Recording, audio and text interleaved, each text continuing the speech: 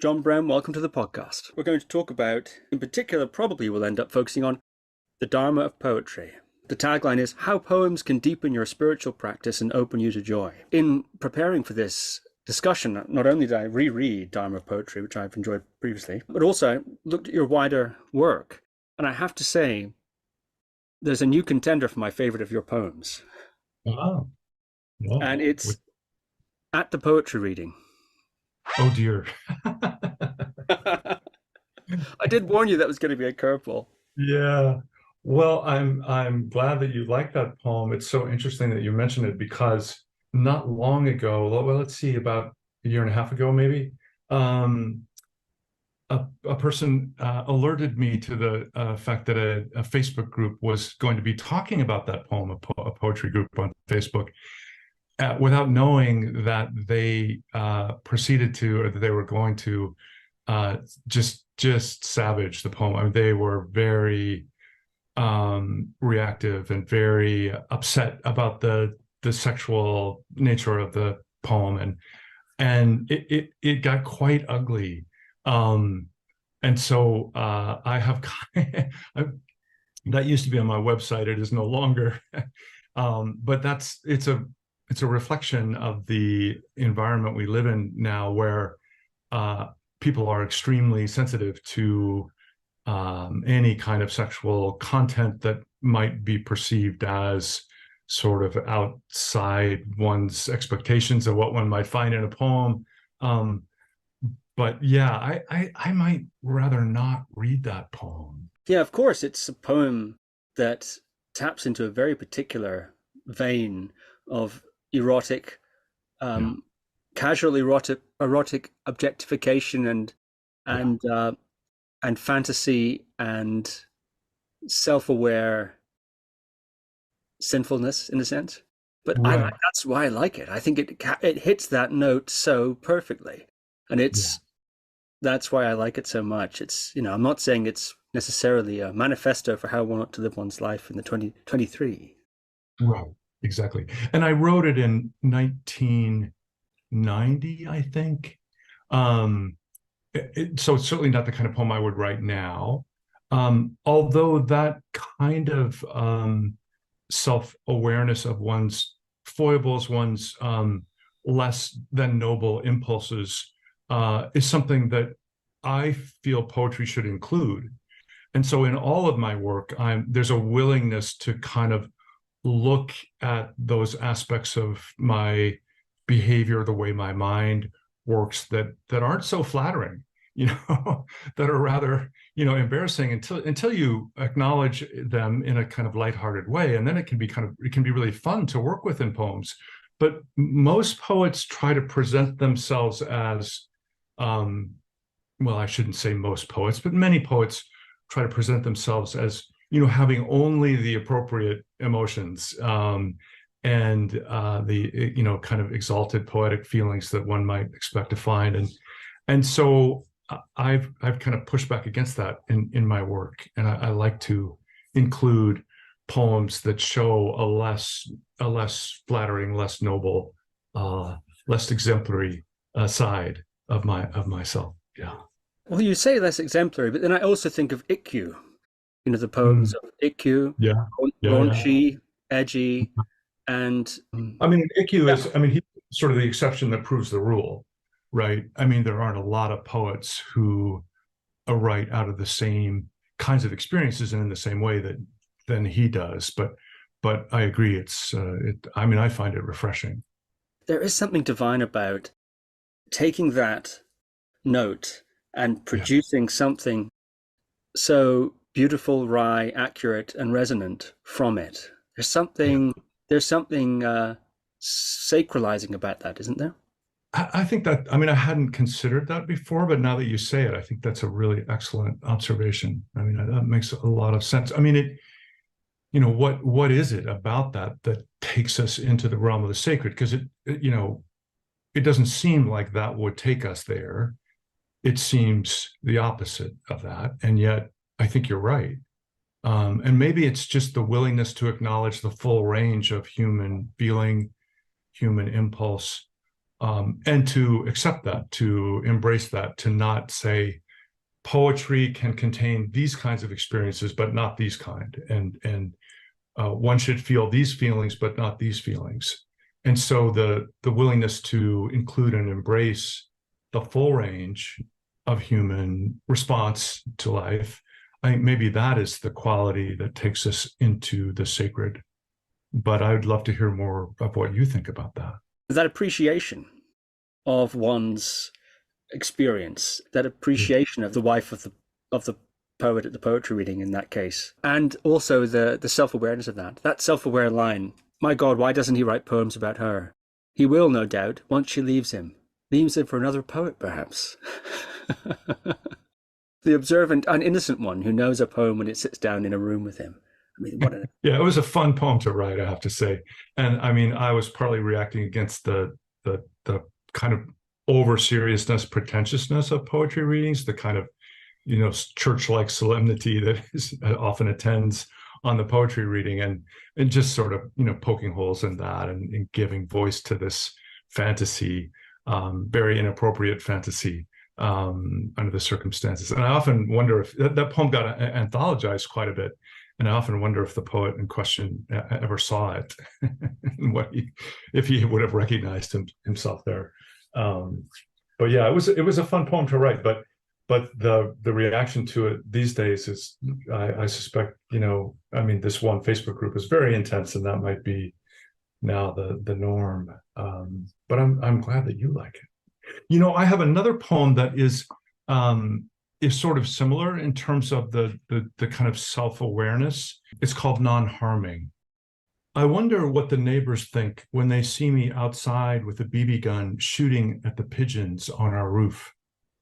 I gave them a copy of my anthology, The Poetry of Impermanence, Mindfulness, and Joy, and the introduction makes me sound like a person who probably wouldn't be shooting at pigeons, even if only with a BB gun, which doesn't really hurt them, I tell myself, but simply encourages them to find someplace else to deposit their smeary droppings that threaten to turn one side of our house into a bad Jackson Pollock painting. Honey, come look at this. Isn't that the mindfulness guy out there with a rifle shooting at his own house?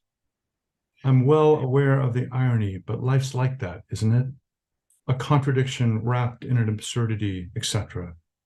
Still, plunking pigeons with a BB gun might not fall afoul of the injunction to not cause harm. I thought about shooting myself in the foot just to see how much it hurt, but decided against it. I tried placing scary-looking plastic owls strategically around the roof, but the pigeons laughed at that. I tried an electronic device that sent out a kind of sub-audible to humans shrieking, imitative of a bird of prey, but they didn't fall for that either. I always thought pigeons were dumb, but now I'm not so sure. They've outsmarted me so far, not that that's any great accomplishment, moving from one side of the roof to the other, where the angle for firing is not so good, and where the homeowner is exposed, even in this early morning half-light, to the watchful eyes of the neighbors. Yeah, that's brilliant. Thank you. So it's not the kind of experience that one would typically choose to write about. You might feel some embarrassment, like here I am, this Buddhist, but I'm out there shooting at the pigeons on the roof. But going into that experience and having some fun with it, approaching it with some lightness, felt like a very rich thing to do. Yeah. In the spirit of what you write in your book about, you encourage people to say what they enjoy about a poem. We'll get to that, how to enter a poem. What I enjoy about, something I enjoy about what you read there isn't the embarrassment of being a Buddhist, sort of renowned Buddhist shooting at the pigeons. It's the embarrassment of being a renowned Buddhist shooting at pigeons, worrying about what his neighbor thinks about that. Right. Exactly. Yes. That's the best part. That's the best part. Yeah. Yeah. And imagining what they might be saying, honey, come look at this. Isn't that the mindfulness guy out there shooting at his own house? And there's worrying about so the neighbors is the audience to the experience, but the poem invites the reader into to witness this behavior. And so there's another kind of witnessing that the poet volunteers for, to be seen by the reader doing this thing that is or might be rather embarrassing. Yeah. Well, thank you for that reading. I wonder if you might say something about your formation as a poet in those days. Which poets inspired you at that time? Sure. Well, I mean, one of the sort of experiences that kind of prepared the way was my experience of psychedelics. So this was, in the late 60s or early 70s, and I became really fascinated by psychedelics and did quite a lot of LSD and mescaline and other things. And the effect that had on me, I mean, it was a revelation. And I had the sense that, like, oh, right, that there's another world. I mean, there's another way of being in the world, but there is another world that is typically invisible to us, but that these sacred plants and sacred medicines can give us access to. And so that really was the spark that made me feel like, oh, I need to find a way to maintain contact with that world. I'm calling it another world. I mean, that's totally inadequate language, but there is no adequate language. But I need to, I mean, you can't do LSD every day for the rest of your life. I mean, so I knew that I wanted to find some way of maintaining contact with this sacred dimension of life, we might say, this invisible realm, or the realm of my own true nature. And so poetry became that for me. And I think I was led there in part by those early experiences with psychedelics. And the poets who were most important to me initially, William Carlos Williams was really important. And there was a Nebraska poet named Ted Kooser, whose work was quite important to me.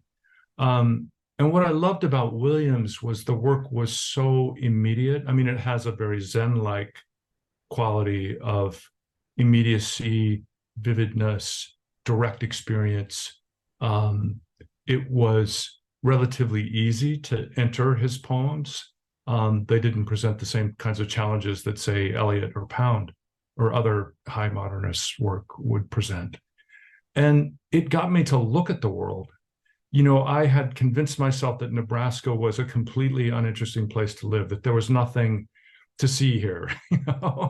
And when I started reading poetry, that too was a revelation. It was like, oh, okay, wait a second. Like these cornfields and grain silos and sort of ordinary neighborhoods and things turned out to be quite fascinating once I began to actually look.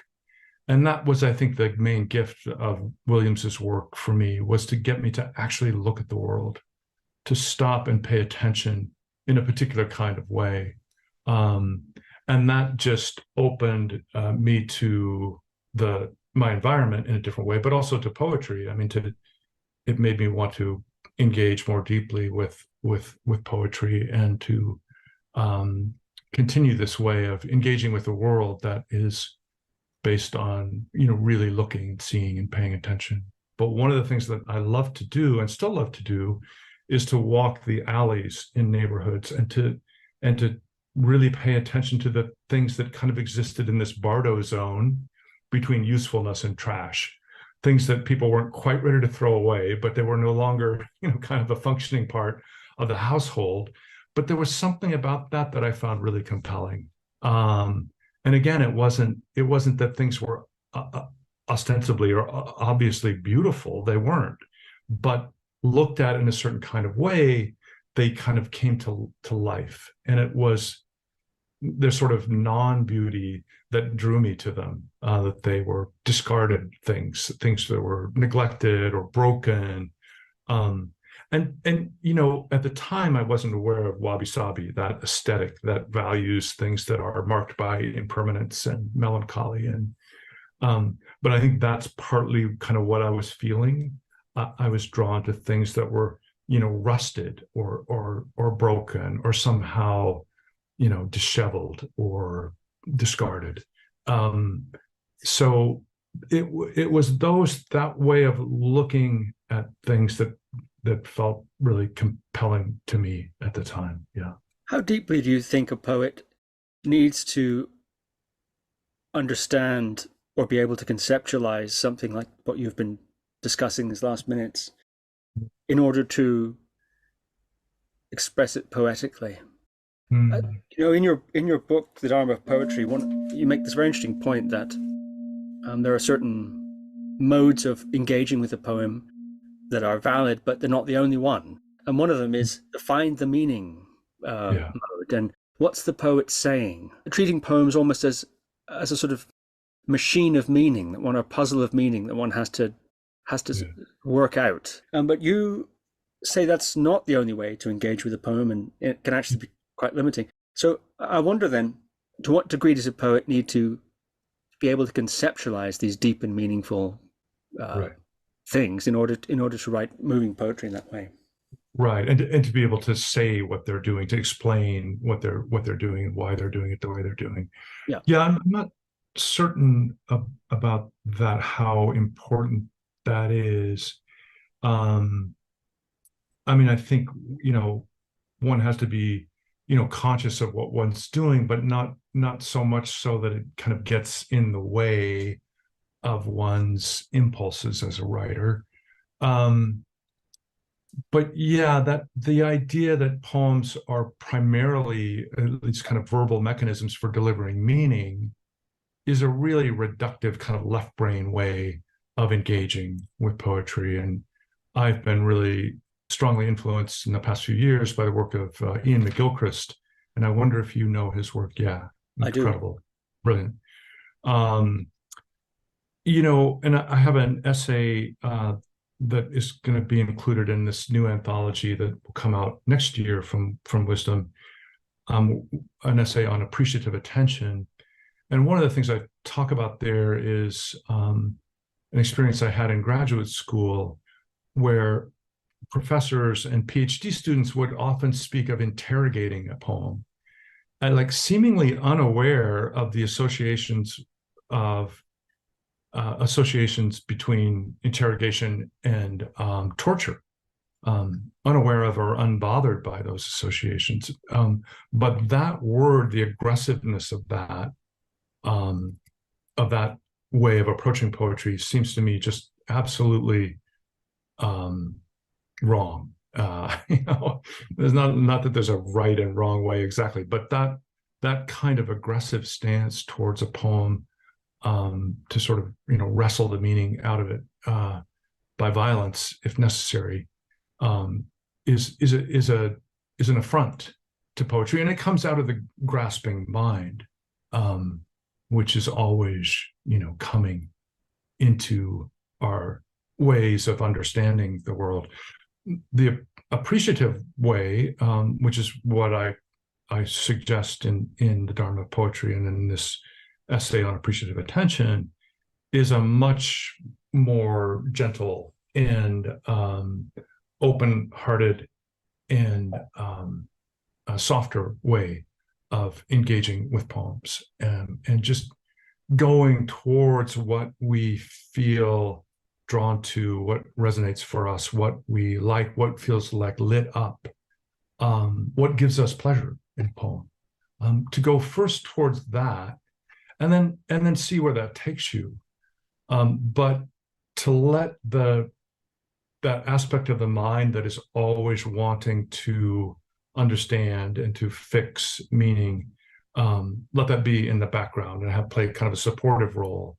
But to have one's initial entry into the poem be through the doorways of noticing and appreciating and letting the poem open, and sort of going into it. When we're analyzing a poem, we're kind of holding at a distance. So there's a quality of separation. And if you can let go of that and actually enter the poem, it's almost like a non-dual practice. It ceases to be you out here looking at the poem over there. It's more you're inside the experience as it's unfolding. And the poet's consciousness, which is still, in my view, still alive in the poem, becomes something that we can merge with our own consciousness. And it can be this kind of alchemical reaction that is really rich and can take us places that we didn't know we would get to or couldn't get to if we didn't start with the quality of appreciation, if we went right into what Elizabeth Bishop called the immodest demand for complete comprehension. I love that way of framing it, the immodest demand for complete comprehension. We want to understand everything right away. And the mind gets very frustrated when that's not happening. But the appreciative attention, that way of entering it just sort of sidesteps that whole aspect of the mind. And something else that you write about, this entering through the doorway of appreciation and noticing. You also sometimes use that word, noticing. Particularly in a group context, group discussion context, is that you say that it also relieves people of the need to try to come up with something clever to say. Yeah. You mentioned Eliot before. I've heard it said that Eliot and those other high modernists were a part of that, actual lifting poetry a little bit out of the reach, as wonderful as Eliot is, and he is wonderful, lifting poetry out of the reach, putting it into, because of all the allusions and so on, references in Eliot and so on, taking it into the realm, rather, of the specialist, into the realm of the person equipped with the right apparatus, the right critical lens to be able to engage with poetry. Otherwise, it's highbrow. Poetry's highbrow. It's what intellectuals do. It's what academics do. It's for the ivory tower. It's not for us. Yeah, exactly.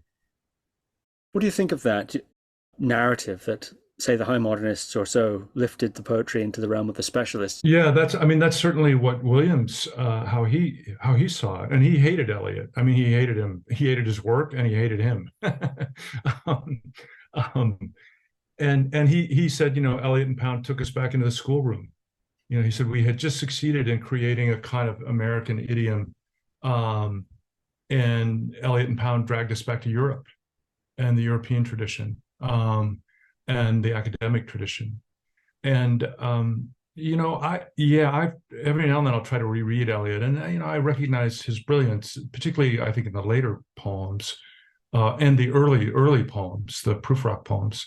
But the Wasteland, it just feels like I can't connect with that poem at all. It just feels, I don't even know how to describe it, but it's not an enjoyable experience. So for me, Williams was, at the complete other end of the spectrum.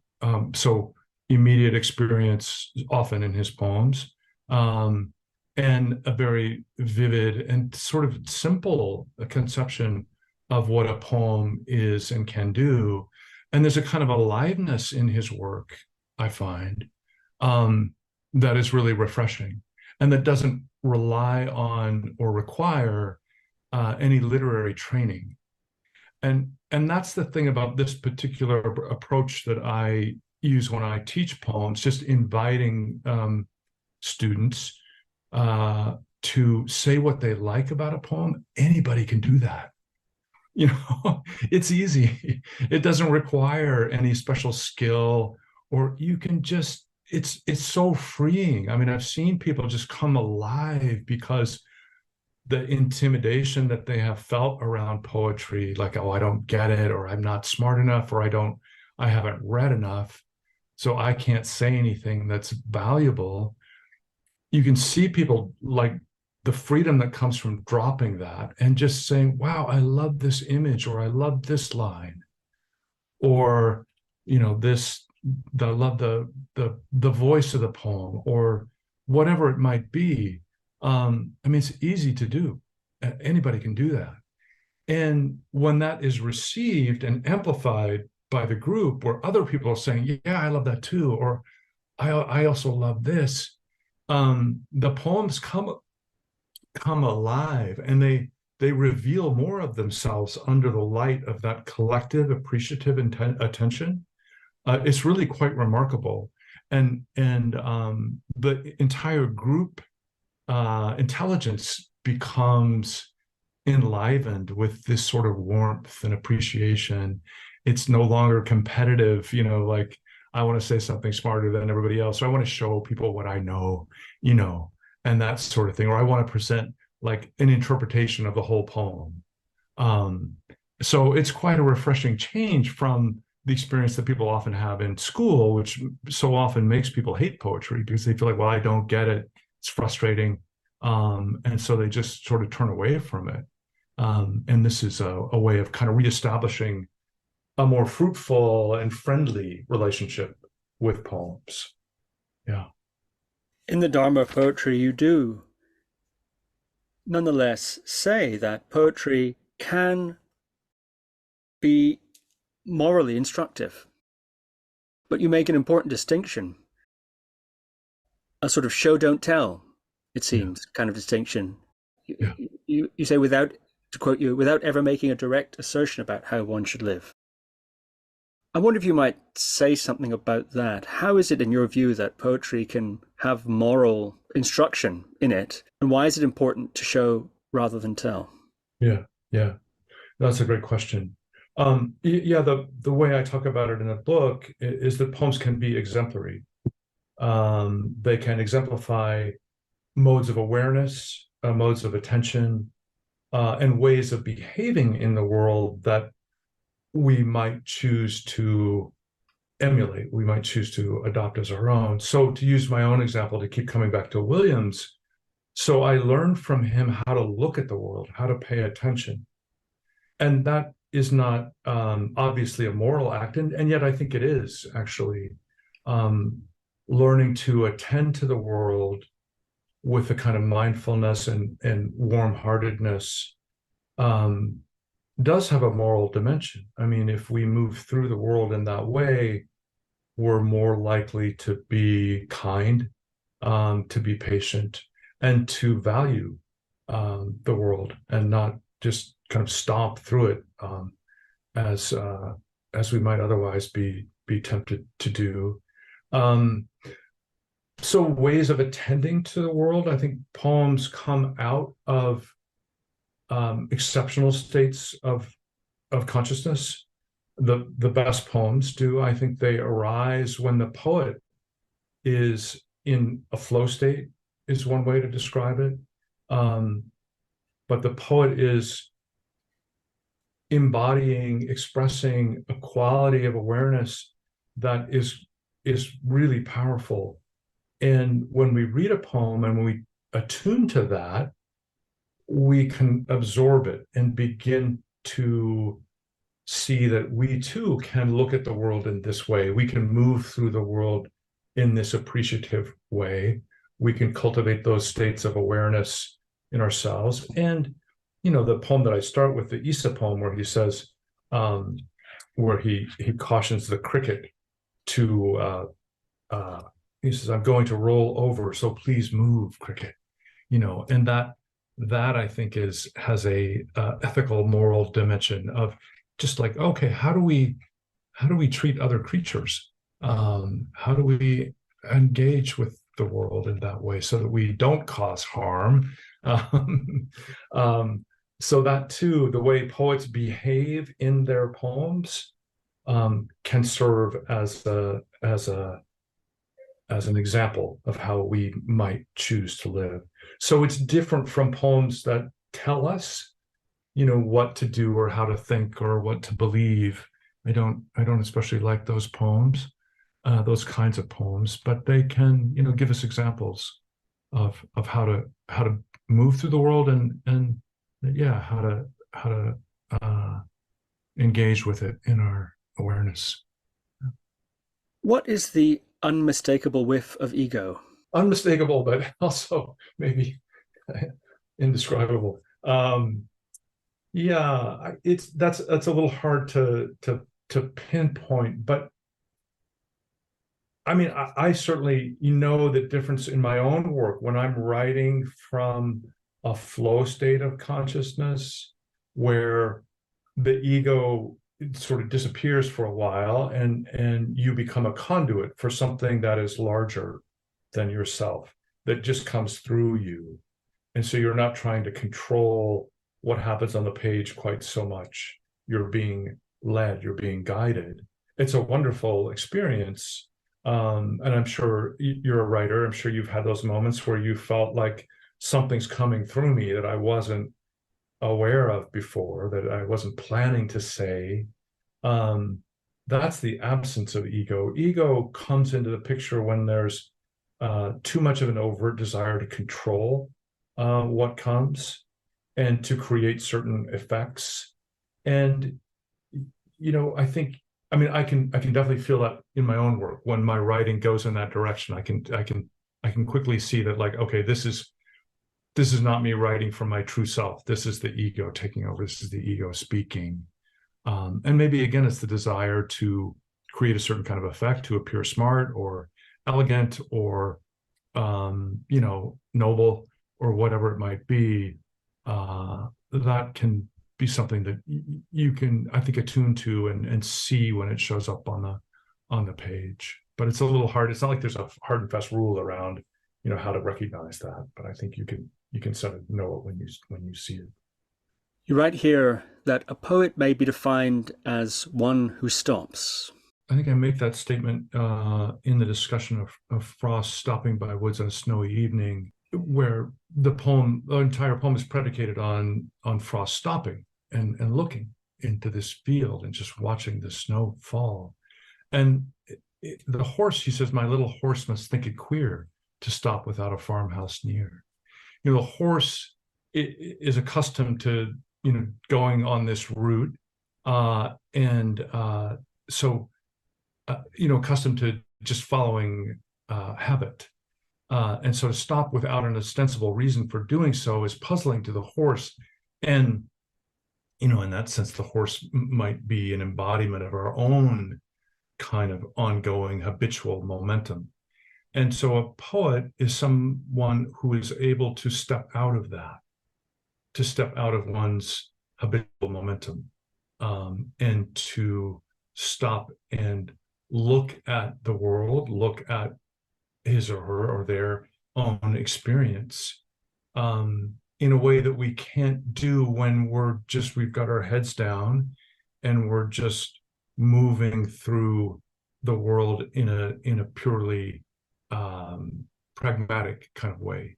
Yeah, so just the sense of stepping outside the flow of experience, and bringing a quality of awareness to it that depends upon one's ability to slow down and to not be just carried along by the mind's momentum, by the kind of proliferation of thought, or just doing what one has always done.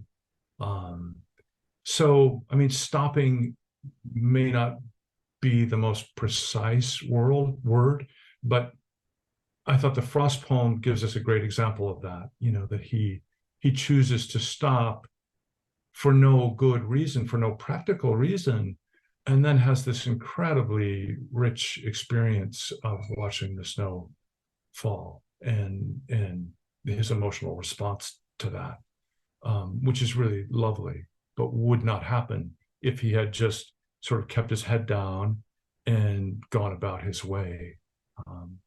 So I'm thinking of poetry that I've read and also poetry that I've heard in various contexts, good and bad, or should we say less effective and more effective. What about this quality of profundity in poetry?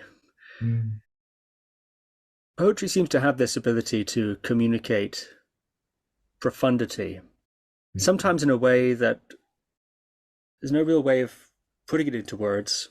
The poem doesn't seem to do it, and I, as a listener or reader, can't express it, but nonetheless, it's there.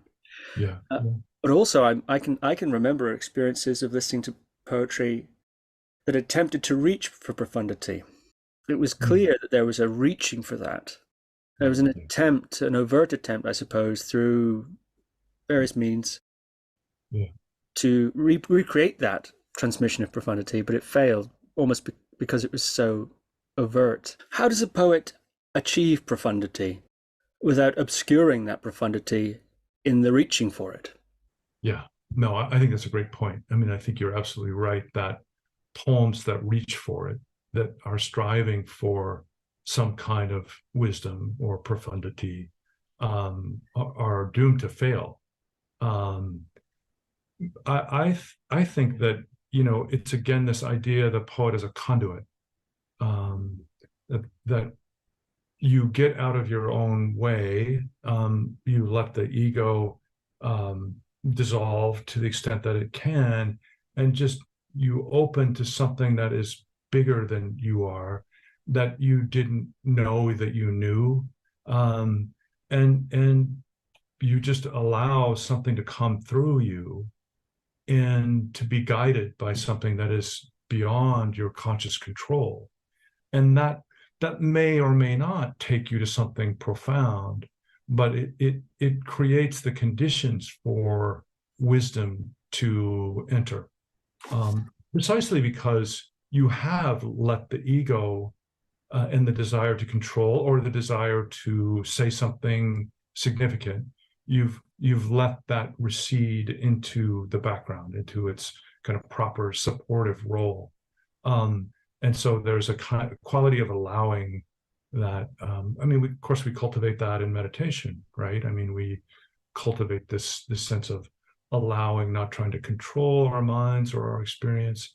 That sort of openness can be a way for profundity or wisdom to move through us into the poem. And it's a gift when that happens.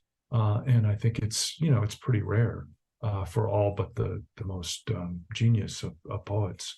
But when it happens, it's wonderful, because in a poem it's embodied. There's a kind of a richness when wisdom shows up in a poem, rather than in prose or in some other form. Poems have this embodiment of richness that can make the experience of whatever teaching quality that the poem might have, make that much more impactful and easier to absorb. Yeah. How does a poet find beautiful language? Find language that bucks the trend of cliche without falling into, I suppose, exotic verbiage for its own sake? Yeah. That is the challenge. How to make the language fresh and vivid and engaging, without straining after poetic effects. That is very challenging. And my poems are very conversational. The language is not exalted.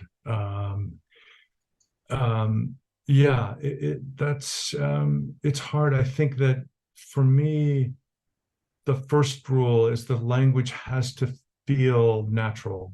And sometimes when I mentor some younger poets, and they'll say things in their poems that you would never actually say to another person speaking.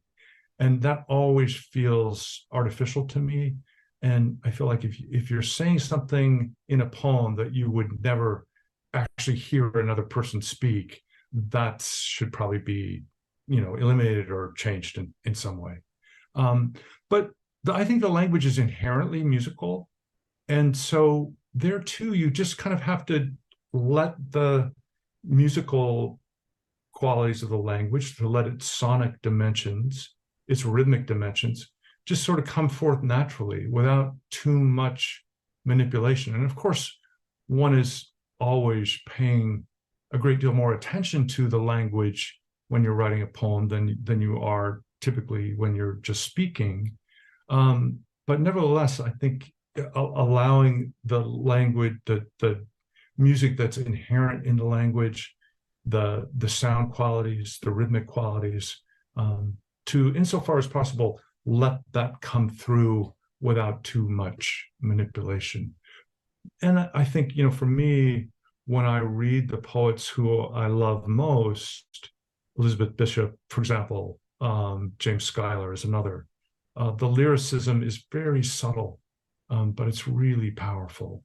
And you absorb that. You absorb the musical dimension of poetry from reading other poets, and that will come into your own work in a way that is transformed by your own engagement with it, but still kind of carries some of the flavor of the poets that you've been reading.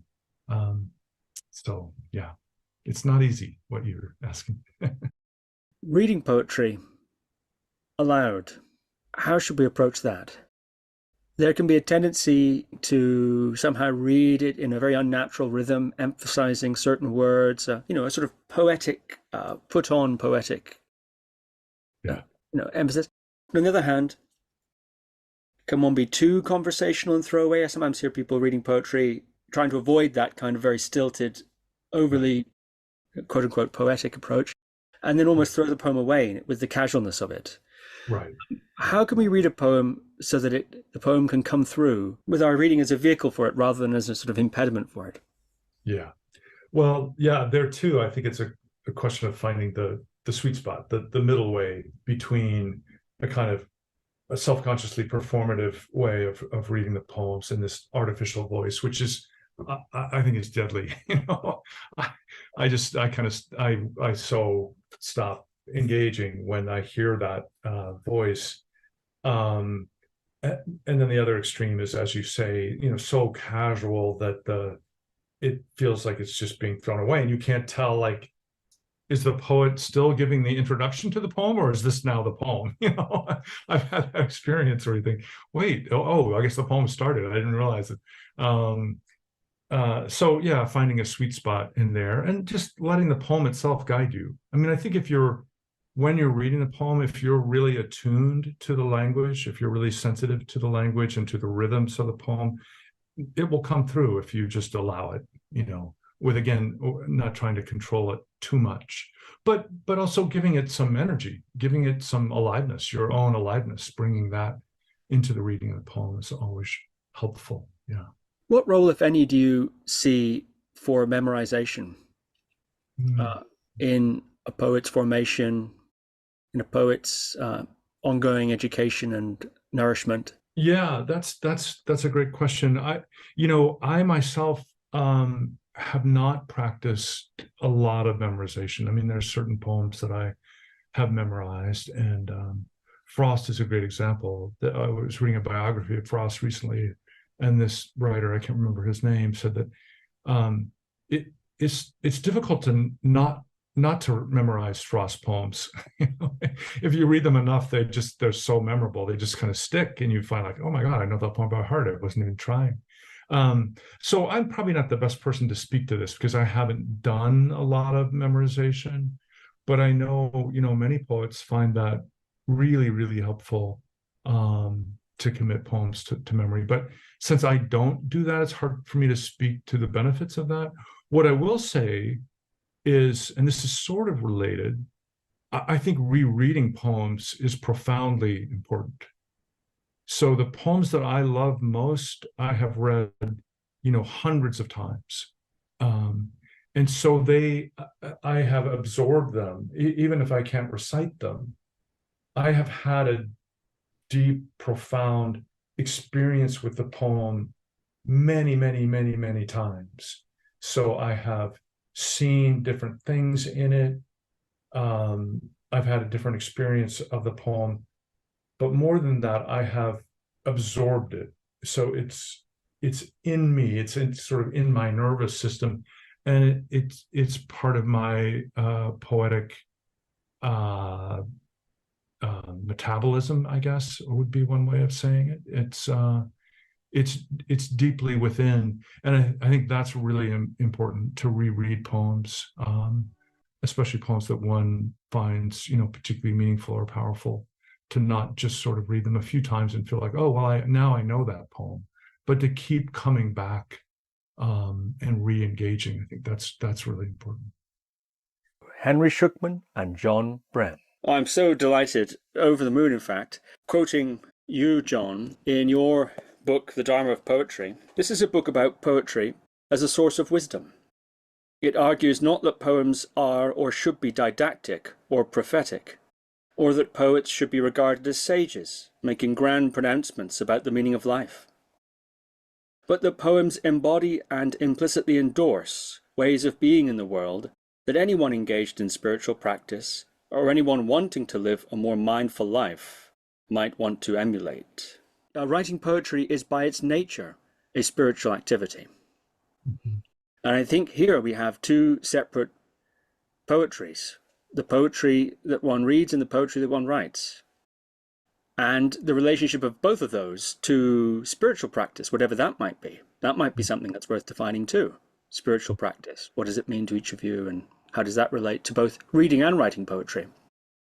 And Henry, in episode 131 of this podcast, in your dialogue with Rupert Spira, you were describing your initial love of poetry, and you characterized it in this way: as a search for lines that brought something alive within us, some sense of beauty, and more than that, some truth, some kind of natural order of things that recognized something about reality that we couldn't normally see.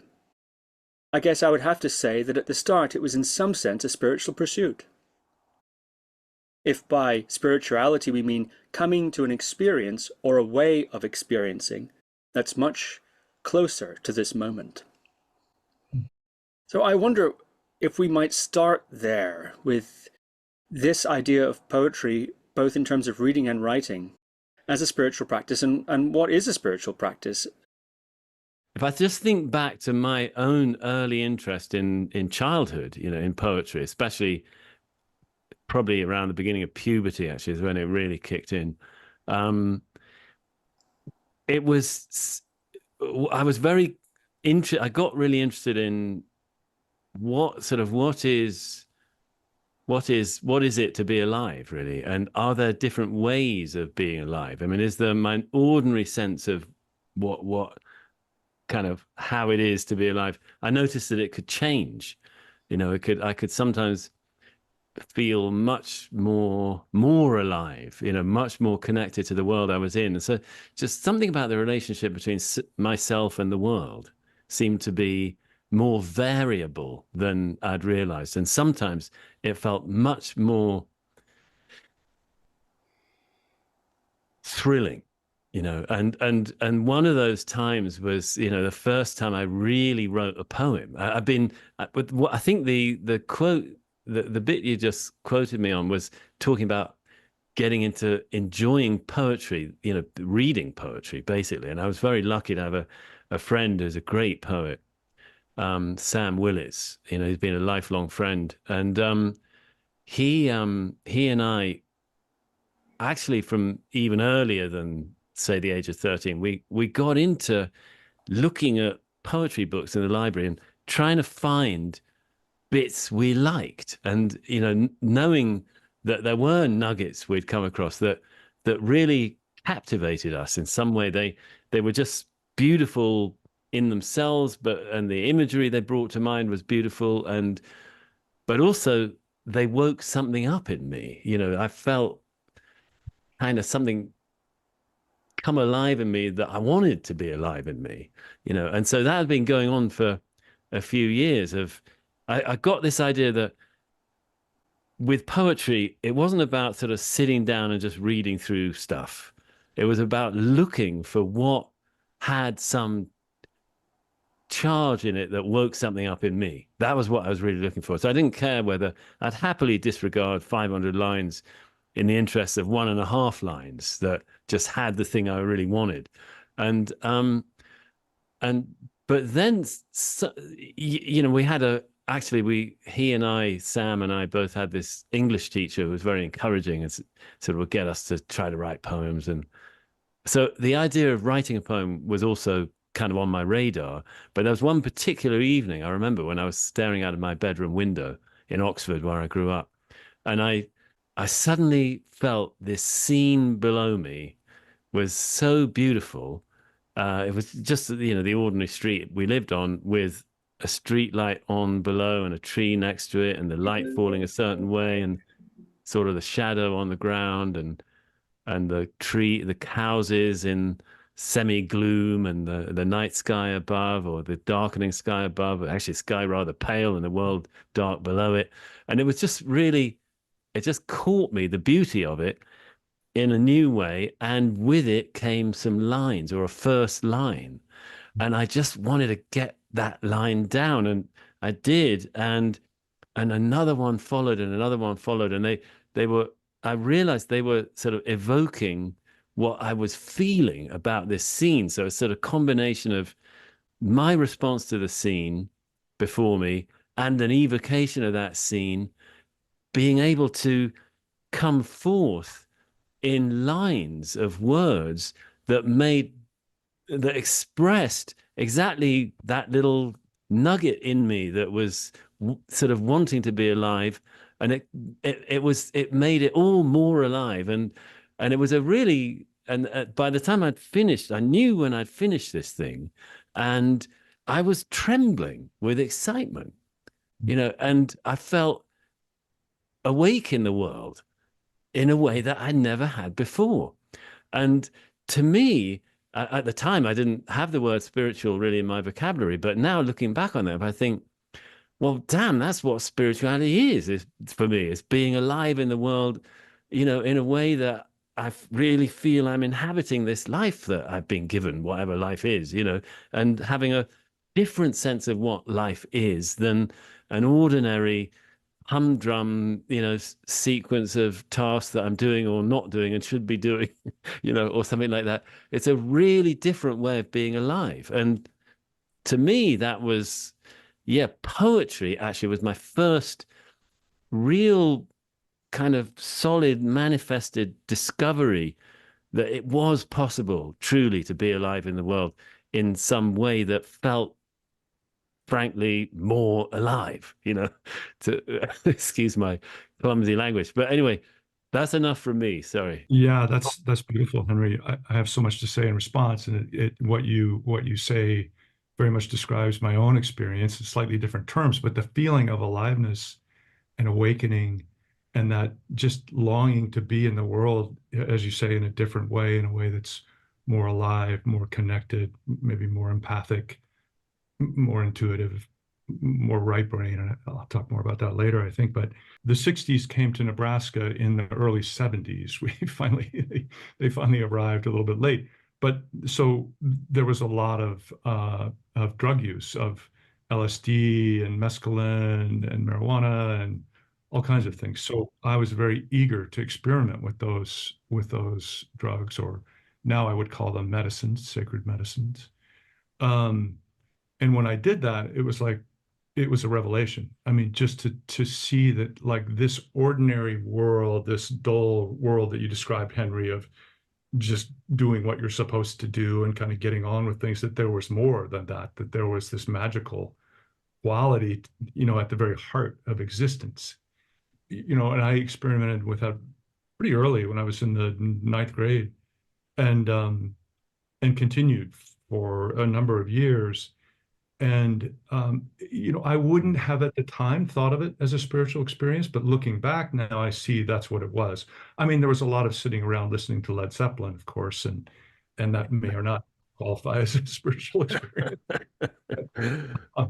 um, but I think, you can't kind of do that forever. And I at some point, poetry presented itself to me as another way of staying in contact with this other way of being in the world, this more connected, more alive, more responsive, less concerned with the externalities of life, and more willing to go under the surface and into the depths.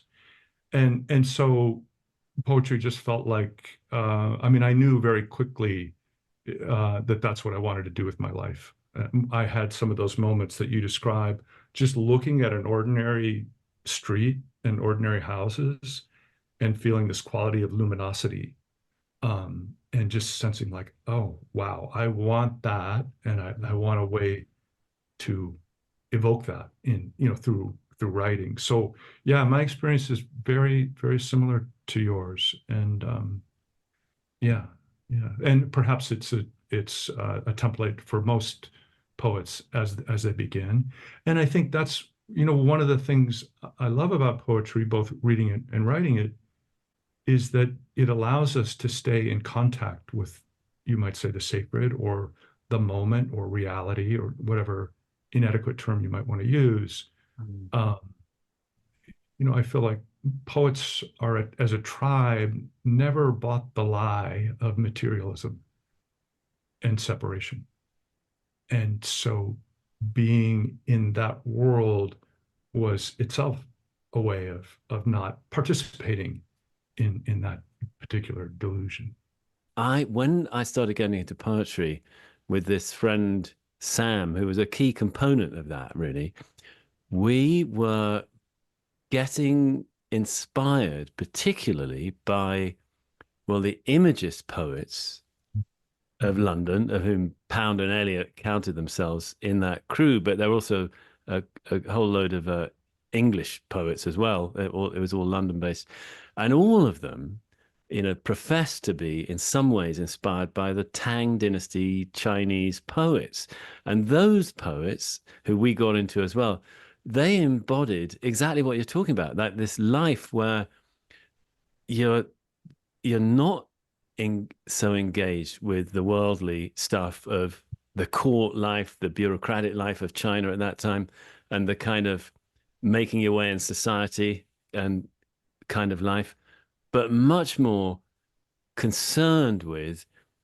the intimate relationship with the world, and especially with the landscape, and sort of being part of a landscape, and poetry as a means of really sort of studying and being engaged with and kind of sensing what it is to be alive in this world, and then expressing that. So you've got the dual aspect of really the poetry helping you to sense what it is, and to sense that those levels of connection. You put it very well, connected, intuitive, and so on. You just said, and the luminous quality sometimes things have.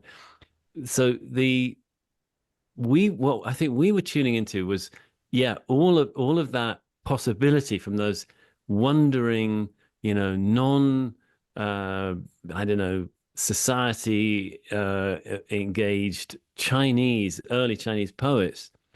And of course those in their turn, they had influenced the beats, Yeah, Snyder and Kerouac, etc. And as the beats influenced us, and who this idea that you could live a really different kind of life than what we were basically being presented with as a path in life, yeah, and poetry being the thread and the medium and the atmosphere really that could make that different way of living make sense. yeah, Yeah, yeah. And just create an opening for that, like just to see, like, oh, it can be done. These people yeah, are doing yeah, it. yeah. I love what you say about, a more intimate relationship with the landscape or with the world. That quality of intimacy, I think, is really important aspect of poetry. And I think, for me too, I was influenced early on, especially by Williams, um, and some of the other Imagist poets. I don't know that I was aware of the Chinese poets directly so much at that time, but their influence on people like James Wright, who I read very deeply, and Robert Bly, Yeah. um, and certainly Williams. But that quality of attention that they brought to their experience, that for me was really inspiring, um, because I had convinced myself that there was nothing interesting whatsoever about Nebraska. You know, it was just, ordinary towns, and then, just miles and miles of cornfields. And um, I was very attracted to the mountains of Colorado, and my father had relatives out west, and we would drive out to California in the summer and go through these spectacular landscapes that were just almost overwhelming in their beauty. And so in Nebraska, by contrast, just felt like, well, there's nothing here. Like there's nothing worth paying attention to. And when I started writing poetry, that all changed. It's like, oh, suddenly, a fence post, fascinating, or a piece of junk that somebody put out in the back alley. Something that was discarded. Something in the kind of the Bardo realm between usefulness and trash. But anyway, all these things, I felt like, well, it's the quality of attention that you bring. It's not the object or the experience itself. It's, can you, see the world in a different way that takes you to that place of aliveness, or creates that sense of aliveness within you that you spoke about so beautifully.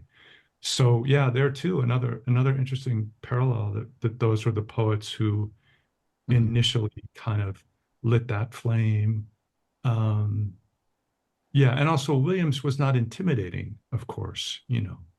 His poems were like, oh, I could do something like that. I couldn't write The Wasteland, but yeah, that was also very refreshing, because like most people, I had the sense that poetry was this arcane, immensely difficult art that nobody could really understand. And Williams was a refreshing reminder that that's not the case. So Yeah. I can very much relate to that thing of finding that the most sort of ordinary things could be full of beauty. I remember that being a big thing for me early on, my early poetic days. I'd be looking for a certain sort of atmosphere, that a cat sitting under a bush in the rain or something, or just a lamppost on its own on the corner of a street and nobody around, or just very ordinary things, but they've got a certain aura around them that I would recognize as, oh, that's what I'm looking for. That's the thing. Because again, it would light something up in me. And it didn't need to be anything exceptional at all. It was a different way of looking. But I don't think I was smart enough, actually, thinking back to that time.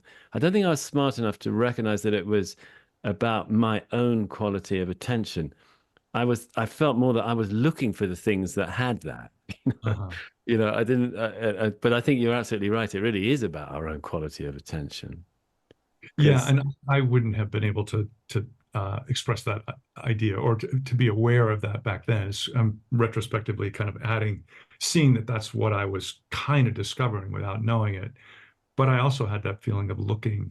I used to, when I was, a teenager, I would sneak out of the house at like 1 o'clock in the morning just to walk around the neighborhoods, because at that time of night, I would often have that experience, like some house or lamppost or some ordinary thing would suddenly be kind of seemed like it was like lit from within and had this extraordinary quality. And I loved it. I mean, it was just beautiful. But again, it was almost, I think maybe even better that it came from ordinary things where you weren't expecting it, like, oh, that weed is beautiful. Yes. Oh God, yes. And that vacant lot. Right, exactly. Yeah, I'm remembering also that and that's something else I want to ask you about, actually, meaning Sam and we looked for, I think maybe it's a natural thing at that age when kids are trying to find their own space in the world. We looked for places that nobody else was interested in. The back alley with just, garbage bins in it. We loved it in the way that we didn't like the high street, and and a little yard that, has got an old overgrown, a rake standing there that weeds are grown over, it hasn't been used in so long. We liked those sort of unused places, abandoned places. That was where we felt at home. And we found something of that quality there.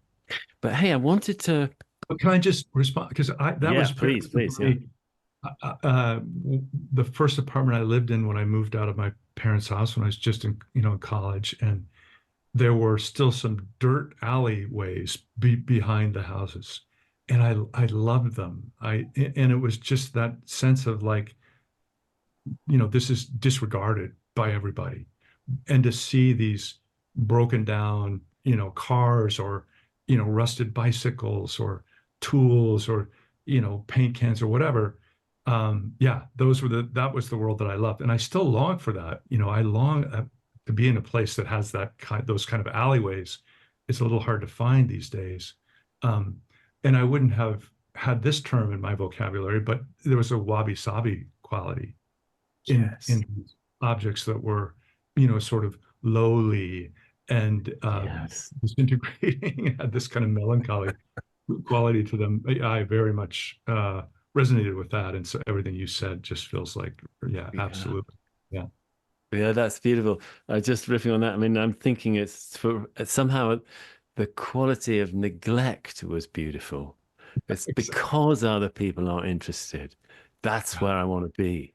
I wonder if there's some kind of affiliation or a kinship a poet feels with yeah, the neglected, that we want to that's where we belong, and that we want to resurrect that. We want to bring that to light, the very fact that it's kind of being allowed to be itself because people aren't messing with it. right, That's sort of, that's, even though it's an ordinary human object, yeah, you know there's something about it being clearly abandoned, yeah, cast out. cast out, yeah, that makes it kin for the Yeah, poet. I yeah. wonder if there's something to that. Oh, yeah, I think Yeah, so, for yeah, sure. For me, there is anyway. And yeah. you're talking about the neglected things and being attracted to the neglected, and there's no better way than to be neglected than to become a poet, right? I mean, so maybe Exactly. that's the kinship. Except for the extremely rare poor poet who becomes a public poet.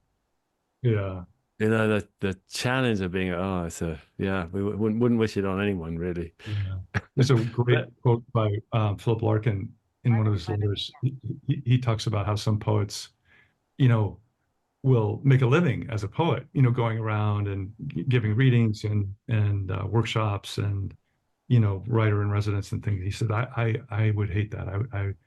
That doesn't appeal to me at all. He said, I would hate to go around pretending to be me. yes, yes, yes. But hey, here's what that was something was bubbling up for me a moment ago, was like, did you have an ally or a colleague or a companion in arms at, Mm, is that something? Because I know that I mentioned Sam Willis. yeah, It was critical for me to have. yeah, I yeah. don't know. Well, I don't know what would. Maybe it wasn't as critical as I think, but it seemed, when I look back on it anyway, it seems like it was so good to have Mm, somebody else who was interested in the same search. yeah, yeah. I didn't at first, and in fact, my parents were not encouraging about my poetry writing initially. And I remember my father, I think they saw it as a kind of bizarre waste of time. And my father at one point suggested I go to a trade school. He himself was a carpenter, and he had been a mechanic, and he could fix anything, and he was great with that kind of thing. And anyway, but that gives you a sense of how, like, not attuned they were to the kind of person I was. I mean, it was a dreamy kid who was not good with practical stuff, but they sort of wanted that. So for me, in some ways, that was a good thing. I don't think I would have done well if I had parents who were really encouraging me to write poetry, because it was kind of a way of defining myself against their way of being. Um, and I mean, they were wonderful people and smart people, but they just were not artistic or literary in any way. And so my writing poetry was a very odd thing to do in their eyes. And I didn't have any friends who were interested in poetry initially.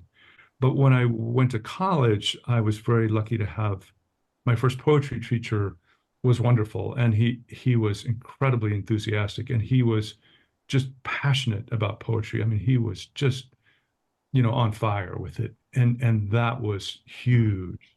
And he was only about 10 years older than me. So, so in that sense, I found very early someone who, read all my poems and would turn me on to different poets. And that was crucial. I'm not sure how my path would have unfolded if it hadn't been for him. So in that sense, I did have somebody like your friend. Yeah. Right. Something in what both of you are saying about this relationship of the poet to writing poetry. What about the relationship of the poet to the audience? Does the poet just write for himself, or is there a sense of writing for an audience? And the audience, I'm thinking of 2 or 3 different sorts of audiences.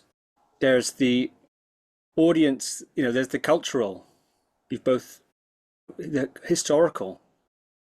You're sort of participating in that, right back to the Tang Dynasty in your case, Henry, and in reaction to all these sorts of socioeconomic circumstances and ways of being that you were surrounded by, John.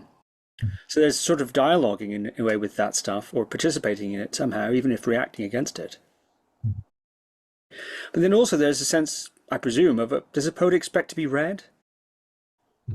Are there financial thoughts of legacy, or thoughts of notoriety, or does that enter into the process? And how does that interact with this deeply, almost, what can we say, personal, transcendent, or immanent relationship of the poet to the writing process?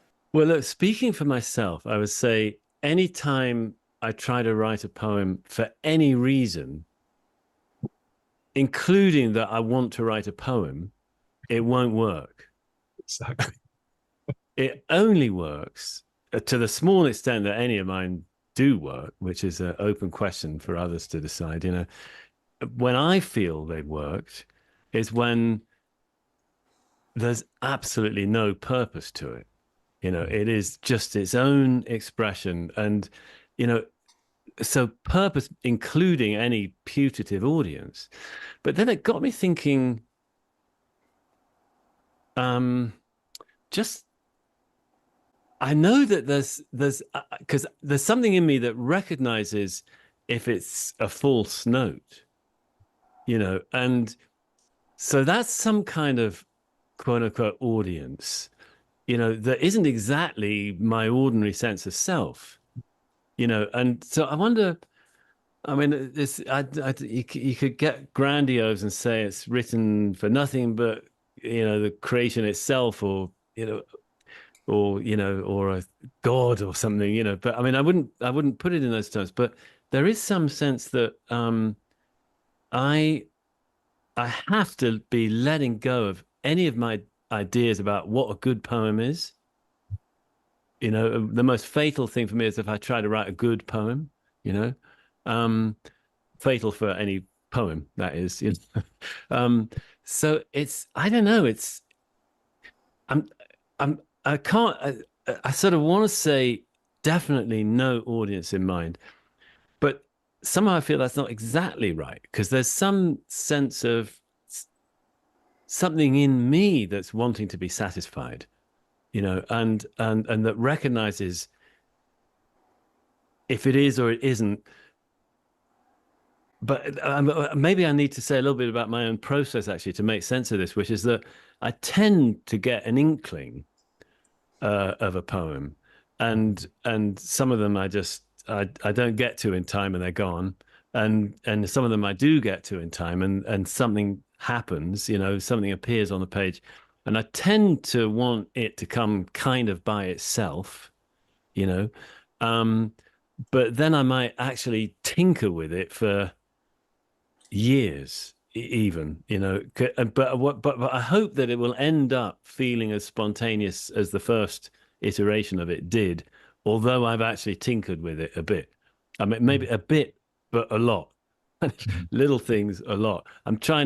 I'll revisit it repeatedly, and can I read it straight through without a glitch? No, there's something wrong there, and then it might take, again, even years to iron out whatever that is, to a point where I feel I can read it smoothly without getting caught on something. So that initial so I suppose there is a sort of successive audiencing that I do of it, I guess. Mm-hmm. But I'm not thinking of a putative external audience. No. How about you, John? Yeah, no, I feel much the same way. And you were talking about that different part of you that recognizes when a false note. And I think that one way to describe that for me anyway is to see it as a kind of internalized composite of all the poetry that you've read that you love. Like you've somehow absorbed a certain kind of aesthetic or just, I mean, not like rules of what to do and what not to do, but a sense on some maybe subconscious level that like, Wordsworth would not like that line, or something like that. That all those great poems that you've read and loved are in there, and in a way, you're writing for them, for those poets, or you're writing to come into alignment with them, um, in some way, rather than thinking about like, are people going to like this? When you're writing something, I mean, that would be deadly. Yes. And of course, most poets don't have much of an audience, really. I mean, it's not like, you're writing a novel that, a million people might read. Mm-hmm. But my teacher, A.R. Archie Ammons, had a wonderful comment about this. He was asked who he writes for, and he said, I don't really write to an audience. I never imagined an audience. I imagine other lonely people such as myself. I don't know who they are or where they are, and I don't care. But those are the people whom I want to reach. And I thought that was lovely. I write for other lonely people such as myself. That's Not a beautiful. big auditorium or some Right. literary critic, but some lonely person who's looking for something, trying to connect. And yeah. Yeah, that's lovely. I do remember actually once I had this idea that it just popped up in my mind that I was imagining, that I was if a poem of mine appeared in some small journal and decades later, one of the few rare surviving copies of that journal was in a junk store in somewhere in the UK, and somebody browsing the junk store happened to open up that particular volume and happened to land on my poem, and it did something to their day. That's all I wanted. Yeah, that's enough. So they're in a place of neglect. The poem's in a volume of neglect. And there's somebody drawn to that place of neglect, and there they Right. find something. And then And that that's moment of connection, of awakening. yes, exactly. And it changes their day. Yeah. That's Their life, maybe. maybe, yeah. But it's enough if it's just their day.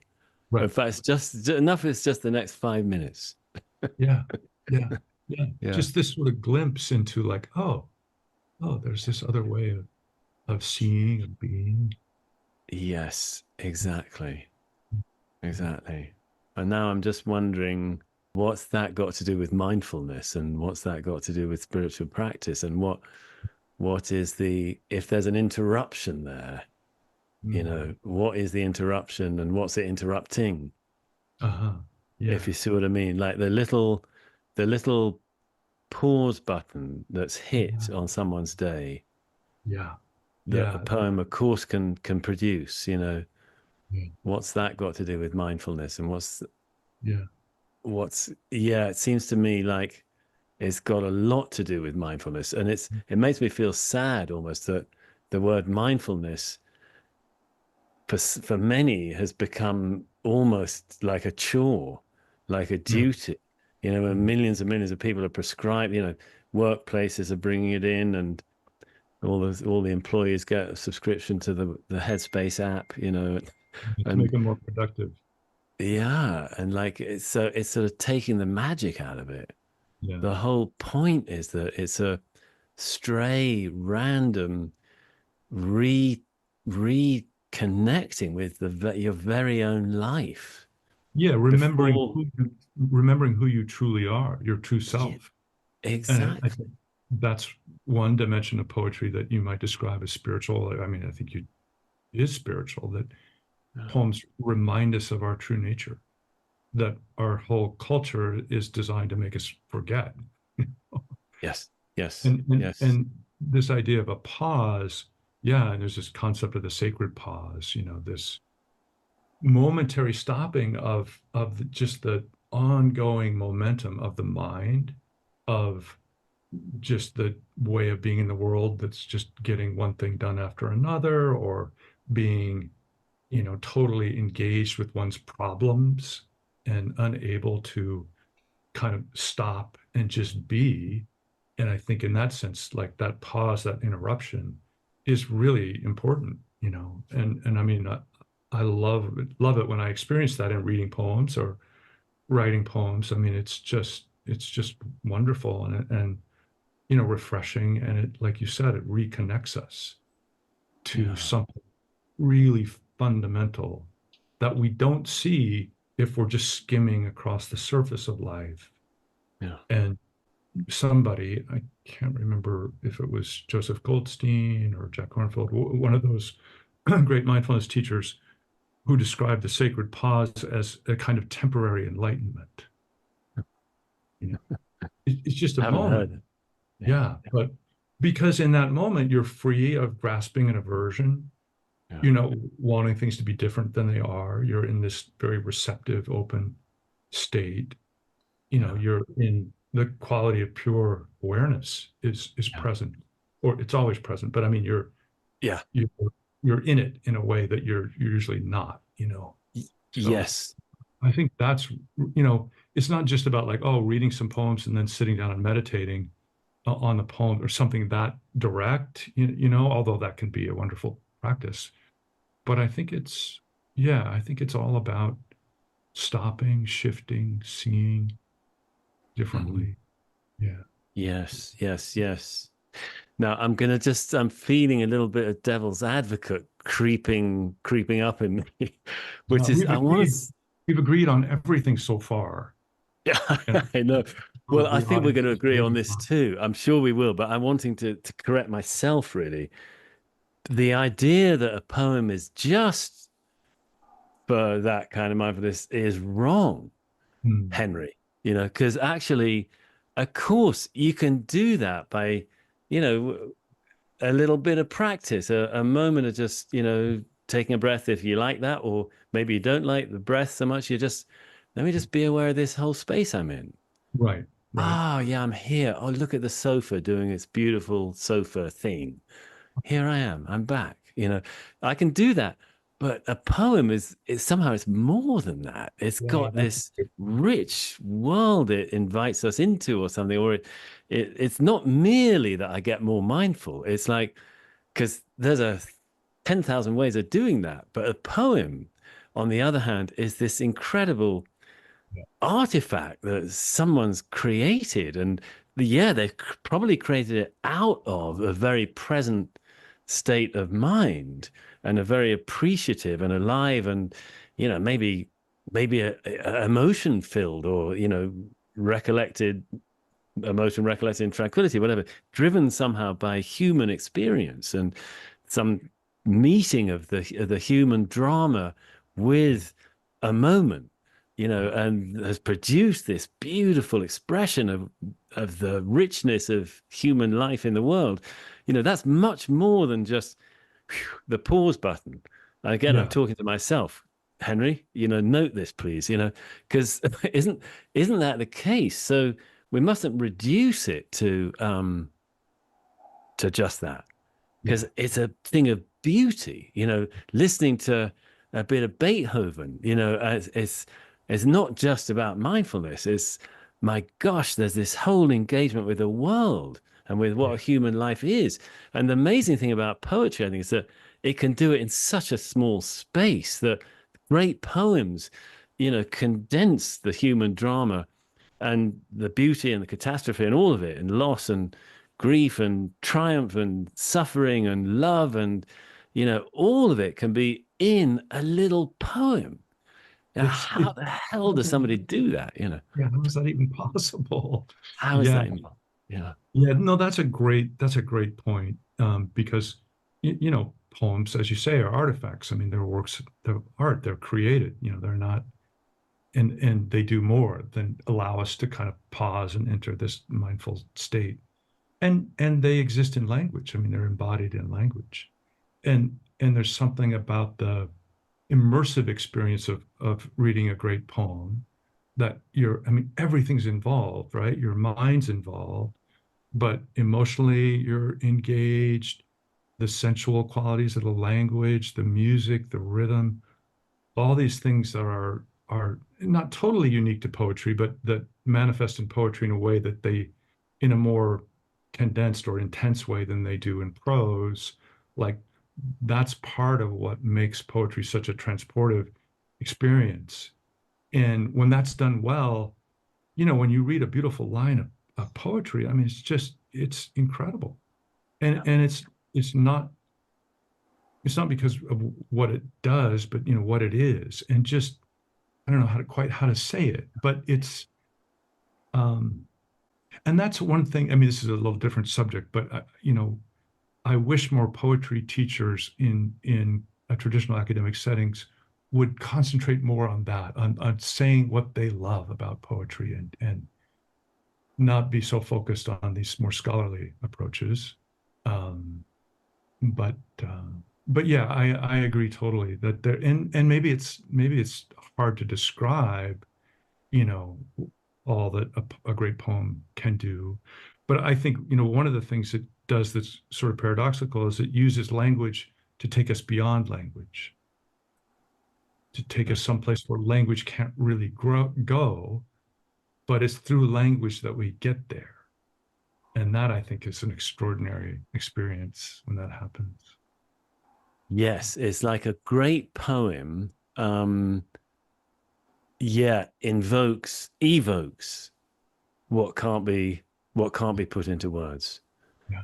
In contemporary systems thinking, complexity science, there's some notion that complex systems self-generate, that autopoiesis, they even use that term, autopoiesis. And there's even a thought that life or metabolisms back in the ocean fumaroles, in the deep ocean, the black smokers, they call them, where they think proteins and the most primitive organisms first formed.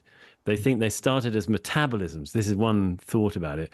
And they self-metabolized and then continued metabolizing, meaning they continued doing the process of ingesting and turning what they ingested into energy. And so I've heard a complexity scientist say maybe poems are like that. They're sometimes when a poet contacts a poem, they've contacted a little self-generating system, a little auto-poetic system, and they're merely the kind of context in which the poet is the context in which that auto-poetic function can happen, so that we're just a host for something better than us, so to speak, or more than we could ever produce ourselves, to generate itself. I mean, I don't know whether this is. I'm just thinking, like, why am I bringing that in? We were talking about because language as well. Well, in one school of thought, it's this is getting a bit out there maybe, but it's a mimetic, it's memes, in Richard Dawkins's term, these cultural equivalents of genes. Languages are meme systems. Mhm. And maybe they get their fulfillment in a poem, that a language finds its own way to its complete fulfillment, doing all it can do. Granted that it has these hosts, these human hosts with all it needs the human hosts, the language system obviously does. And it can harvest all it can get out of a human and the human experience and generate this little marvel that is the best language can be, the ultimate that language can be. But it's kind of sort of generating itself. Yeah. Maybe That that's a bit wild, but I don't know. Yeah, no, that's yeah, beautiful. That's yeah, wonderful. I think that's quite true. The poet is like a conduit, or like as you say, a host, yeah, but it's something else that's coming through.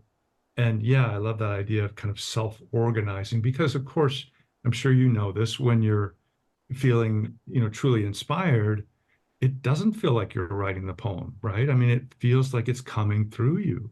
yeah, yeah, But the idea that language is using us to find its highest perfection, maybe that's not the right word, but yeah, yeah, its most complete expression.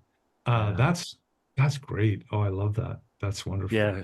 To sort of fulfill itself, Yeah, yeah, to be the most it can be, or something. yeah, yeah. But I mean, maybe Um, okay, this is again getting out there, but maybe that aligns in some way with the all the almost platitudes people say about, well, human being is the universe being conscious of itself, and yeah, so maybe there's something about um our tapping into our consciousness yeah. breed of our ordinary tactical strategic Right, thinking, right and brain, our left brain thinking. Yeah, yeah, yeah, exactly. Maybe there's something about that as well that is sort of, you know, what I'm really getting out there, but the, no, it's good. Yeah, original nature, original consciousness, original mind yeah. wants to, fulfill itself through human awakening or something. Right. I've heard things like that said in deep Yeah, spiritual traditions, but right. maybe that's analogous almost to what happens when a poem Yeah, comes through. It's there's some kind of fulfillment there yeah, that maybe in some ways analogous to the experience of awakening. I mean, in moments of really radical awakening, when we lose our sense of self and we feel, we're just not separate, and I think that's the most awake we can be. Personally, it's the most awake I've ever been is in those moments of real what Zen calls kensho, when we're just the idea of being a separate self has just gone, and they feel like some kind of fulfillment that's mhm, more than my own. Those moments that because there's I don't know whether that strikes a chord with you, John, but the first time I had one, I've written about this when I was mhm, 19. I've talked about it as well, plenty. But it felt so fulfilling that I knew I could die that night and mhm. have been a completely fulfilled life. You Wow. know, Wow. I don't. So yeah. Yeah, So yeah, yeah. Again, I'm sorry, I'm taking us in tangents, but that yeah, the poem somehow being analogous to that, that it's something. There's something so fulfilled and fulfilling about a really accomplished poem. I'm not sure I've written one myself, by the way, but when I read them, that this is wow. How did this get to be so complete? yeah. You know, Like, how is this possible? And yeah, in that sense, it's like it's another instance of like the best that humans are capable of. And that's I think that's really life-giving to be reminded of that because it's easy to forget, because there's so much horror in the world.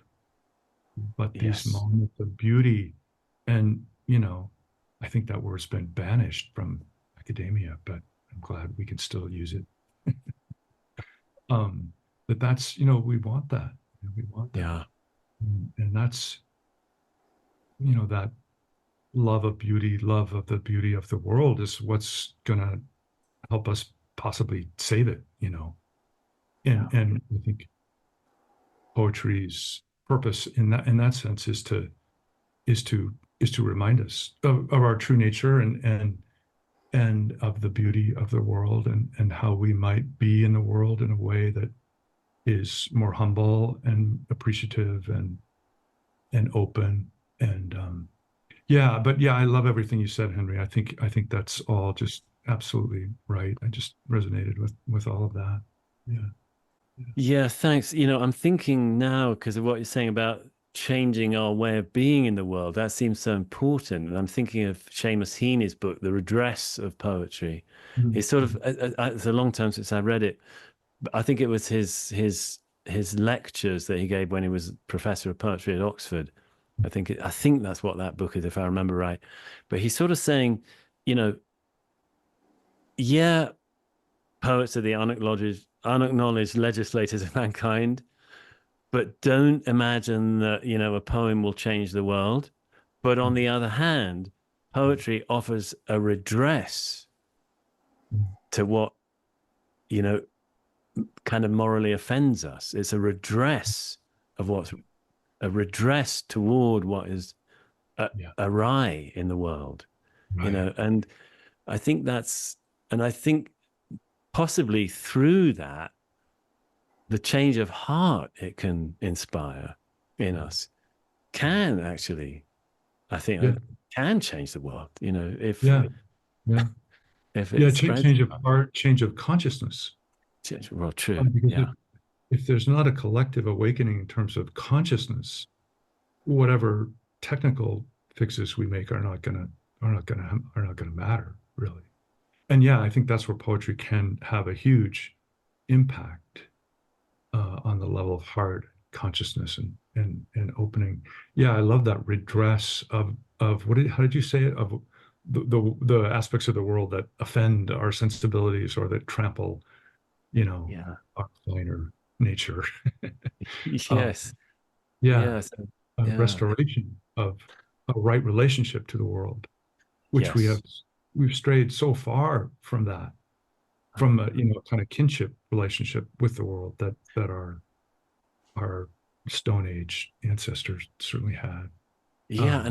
And you can still see it in indigenous wisdom today. Oh my gosh, that amazing book, Braiding Sweetgrass, you know. Beautiful. I've just blanked on her name, but it's what a beautiful evocation of the kind of reciprocity that is endemic to a lot of indigenous thought, and that, you know, rapacious colonialist modern Europeans, or not only, you know, post-medieval onwards, really just didn't have any sense of. Well, wanted to destroy. Absolutely, and had no corrective to their extractive, exploitative instincts. You know, and so the result of that. Exactly. Robin Wall Kimmerer is the author. Thank you. Yes, thank you. Yeah. And I'm reading another book called Hospicing Modernity, which is a really radical book. But the author, and I can't remember her name, but she talks about how colonialism isn't just something that happened in the past. That coloniality is something that still governs the way we think about ourselves, the way we think about reality, the way we think about our relationships to the earth. And bringing awareness to that, it is, I think, just so crucial. And I am, well, I don't want to cast stones, but I tend to think that there's an Abrahamic component here in the Western mind. And that's one of the reasons I call my new book Original Love, as a counter to original sin, you know. Because it seems the original sin of the West has been those doctrines in the early books of the Bible, you know. Absolutely. Kind of thing, Before, I was asking about writing for an audience. And maybe there's a distinction that you've both teased out here, which is, it seems the poet doesn't write for an audience, not really, at least you don't. But you presumably publish for one. The instinct to share poetry that you've written presupposes an audience. Maybe it shouldn't, as you pointed out, for most poets. Maybe even publishing shouldn't presuppose an audience. But anyway, and that seems like you've begun to explore some of the hopes you have for your poetic expression when it starts to leave your poetry book, your notebook, and goes out there into the world and is read by others. It has an impact, participates somehow. I know for me, reading poems has changed my life. And I know that's a sort of cliched way to say it, but it's true. And so I have to believe that the potential is there, when a book goes out, to find its way to that one reader in the junk store or wherever, who might, come upon a poem that, lights something up, that creates this sense of aliveness that you were talking about, Henry. And that makes it all worth it. And I think it's true that people are turning to poetry more now than they have perhaps in the more recent past. I mean, somebody said in times of crisis, people turn to poetry. Well, we're in kind of a perpetual crisis now. And so I think people are drawn to poetry in a way that is encouraging. I think people are seeking it out and feeling the importance, the magnitude of poetry in a way that's encouraging. It would be nice to invite you both to read something of your own work. From No Date the Peach is called Walk the Talk. Sometimes I think human beings are just a way for words to walk around on earth, and words just a way for wind to hear itself think.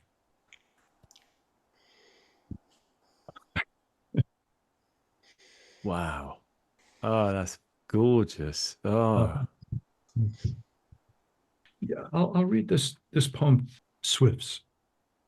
Early fall, the light thin and brittle. And if it's true that deprivation is a gift, I accept the gift. I walk down to Wallace Park to watch the swifts that roost every September in the Chapman School's tall brick chimney. The charming swifts with their long forked tails and swept back wings, 10,000 of them swerving and darting in the evening sky, a flowing, expandable spiral of birds, clearing the air of insects and riveting the wandering human mind. Tonight there must be 300 spectators, a whole hillside of us, ordinary people whose wings fell off eons ago, who traded flight for speech and have regretted it ever since. Sodden and earthbound as we are, except for our lifted eyes, our oohs and ahs that show we're still alive when the peregrine falcon dives in and knifes one out of the air, which we boo or cheer, sometimes simultaneously. We love this passion play of form and formlessness, the birds' shifting patterns flung out like a whiplash of water or school of fish above the stationary human school, then drawn tight together, a miracle they don't crash into each other, a miracle of echolocation until you see them as they truly are, a single organism, a body made mostly of air and quick decisions, jagged motions that gradually cohere, a poem, in other words. It takes the flock a full 20 minutes to funnel down into the chimney, and it seems a living smoke pulled back into a still and sleeping fire. So beautiful, I forget for a moment my father's death, or I turned my mind away from it, or no, I open my grief to accommodate this wonder and wonder what he might have thought of it, were we standing here together, the kind of thing we never did and now will never do, except in my imagination, that unchanging inner sky where the swifts take flight whenever I want them to, and my father cannot die.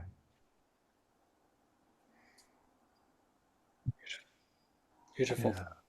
Yeah. No, That's a really stunning poem. I've read that a couple of times now. thank you. Several times, actually. Yeah. But fantastic. Thank you. Wow. Yeah. It's the, if I was in the room with you, you'd feel my glow and my heart opened by that. Oh, I can feel it. Yeah, I oh, can. Yeah, thank you for that. oh, I love that. I love that. Oh, it's just spectacular. Yeah. That means a lot, Henry. Yeah. Oh my gosh. Oh. Yeah. but I'd love to hear some of your poems. Just to let everybody know that it's called Yahrzeit, which is, you know, the 1 year anniversary of a death in the Jewish world. I just want to say it's got the word weir in it. It's a kind of dam that flow where the water flow that the water can flow over on rivers and often associated with canals and channels and things. So Yahrzeit. The young heron pauses in the middle of the weir to stare at me and waits there so long on its single stilt, one webbed foot held aloft, the other planted in the pour of water, not a feather stirring, just the long neck adjusting for balance like a snake, and the hazel target of its eye locked on mine, that time stands still. The damp day turns bright, the elms sigh in a wind not made of air. The path under my feet softens like skin, and the river presses its cool hands on my ears. What is this pressure holding my head? Why am I remembering all of a sudden that today is the anniversary of your death, and wondering where you've gone 1 year on, or whether you've gone at all? Who is this bird fixing me with its eye? Stately as an Egyptian prince, as if wearing time, like a pair of wings, it has only to open to bring back all the years of your life. At last, it lowers its foot and moves on. Wow. Oh, Yeah. beautiful. Just incredible. God, there's so much I want to say. I mean, it feels like it embodies so much of what we've been talking about here. This quality of awakening and luminosity and stopping and connecting. I mean, the fact that this bird is looking, staring into your eyes, Yeah. you know, on this momentous date. And just, I mean, just the writing is just so gorgeous. What was the line about the wings? As if time. Oh yeah, as if wearing time like a pair of wings. Yeah. Wearing a pair of wings, which is then what's the rest of it? Oh, as if wearing time like a pair of wings that has only to open to bring back all the years of your life. Actually, by the way, it's about my dad. It was Yeah. after my dad's death. Yeah. Yeah. Yeah. But that's such an incredible turn in the poem because I mean, that takes us then to the father and the loss and it's beautiful, Henry. Yeah. I love it. Yeah. That's actually one from the new book, Original Love. So. Oh, great. Great. Yeah. So that book has prose and poems. Yes, much more prose. Okay. But that poem's in it. I'm glad to know that because Yeah, I want to read the poem again. So wow. Thank you. Yeah. Mm. Yeah, so you know, Finisterre is both a peninsula in Brittany, northwest France, and a part of Portugal, also in the northwest corner of Portugal. And of course, it, you know, means end of the land. There's Land's End in the UK as well, at the end of Cornwall. But all three of them pointing out to the Atlantic Ocean, the great ocean, you know. So this is just a little thing, really. Finisterre. Yes, the land ends here, but every sailor knows this is where the journey begins. The voyage starts here. Nice. I love it. Oh, I love it. I love short poems. I love the way they just drop us. They just into this huge opening that they've created. It's beautiful. Yeah, this is where the voyage begins. Mm. Well, thank you both I don't know what to say really. This exceeded my already rather high expectations, and we've ended in just the most wonderful way. It's just, I'm just a mess now after that. That was wonderful. Thank you both. Wow. Bloody hell.